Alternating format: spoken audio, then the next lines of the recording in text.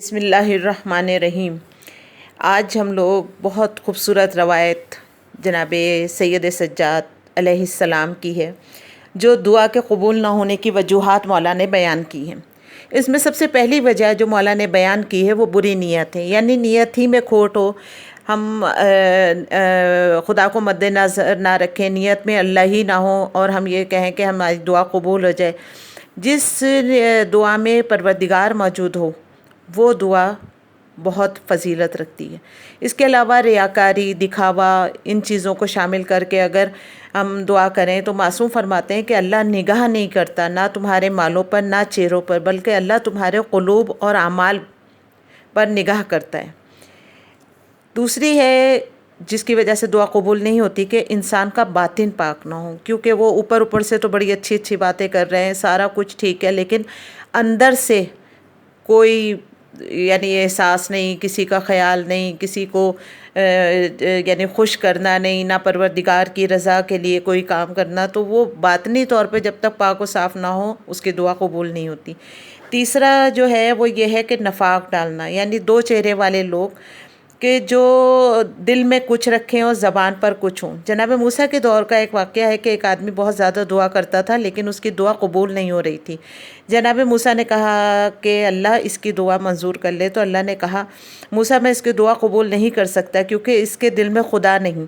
اور دوسری روایت میں یہ بھی ہے کہ پروردگار نے کہا کہ اسے تمہاری نبوت پر بھی شک ہے، یعنی شک وہ چیز ہے کہ جب ہم خدا کو بھی نہیں مد نظر رکھ رہے اور آگے نبوت کو بھی نہیں رکھ رہے، ان ساری چیزوں کا کامل یقین ہونا بھی بہت ضروری ہے۔ چوتھی جو ہے کہ اعتقادی نہ ہو، یعنی پہلے ہی سے بعض لوگ شور کرتے ہیں ہائے ہم بہت دعا کر رہے ہیں بہت دعا کر رہے ہیں، لیکن ہمیں پتہ ہے ہماری دعا قبول نہیں ہوگی، اللہ ہماری نہیں سنتا، نعوذ باللہ۔ جہاں پر شک ہوگا مولا کہتے ہیں ان کی بھی دعا نہیں قبول ہوتی۔ پانچواں یہ ہے کہ واجب نماز کو تاخیر سے پڑھنا، یعنی اول وقت کو ترجیح نہ دینا اور نماز کو بالکل آخر کر کے پڑھنا، ان کی بھی دعا قبول نہیں ہوتی۔ چھٹی نمبر پہ ہے کہ تقرب خدا کو ترک کرنا، یعنی خدا نیکیوں کو پسند کرتا ہے جس سے خدا کا تقرب حاصل ہوتا ہے، لیکن اس کو اگر انسان ترک کر دے اور چاہے کہ ہم دعا کریں۔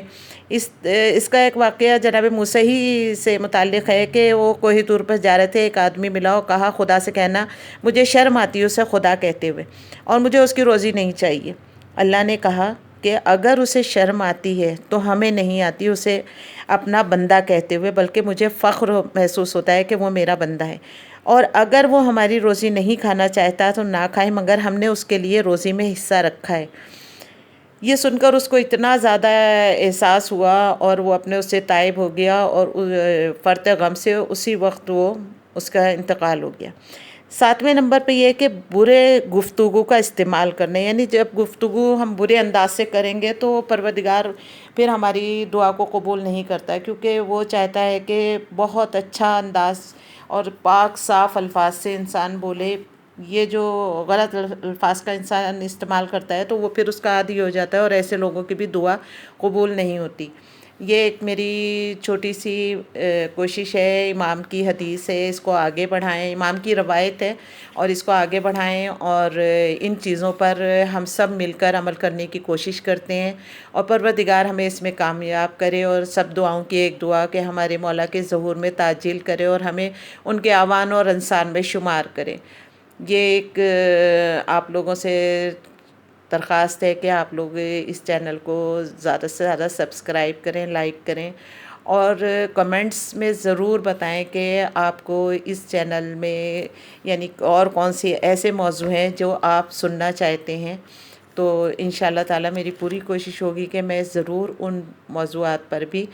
آپ کو جو تھوڑی بہت معلومات ہے وہ پہنچاؤں۔ والسلام علیکم ورحمۃ اللہ وبرکاتہ۔